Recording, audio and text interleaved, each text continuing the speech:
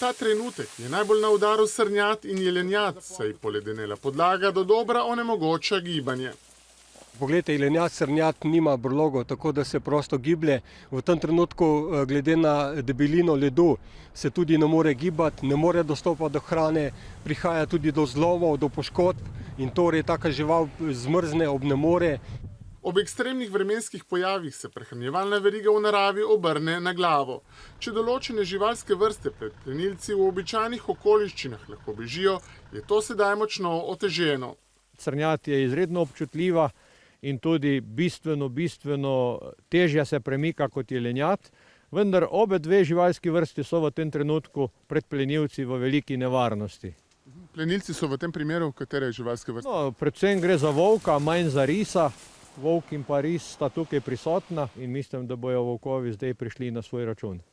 Večina divjadi trenutno čaka krmo, a zaradi neprevoznih gozdnih cest je večina krmišč praznih. Zaradi tega je v tem trenutku zelo pomembno, da divjadi polagamo vsaj tam, kjer je možno hrano, ker je dejansko odvisna od nas in pa seveda, da upamo, da bo narava ta žled čim prej odtopila, potem pa bo divjad imela hrane dovolj. V zvezi z divjadjo pa v teh dneh obstaja še en resen problem, ker so avtocestne ograje marsikje porušene, živali uhajajo na cestišče. In še opozorilo za lastnike psov. Naj imajo svoje ljubljenčke na vrvicah, ker je divjad oziroma gozdne živali in poljske živali so že dovolj prizadete. Ni treba, da jih obremenjujemo še z našim početjem.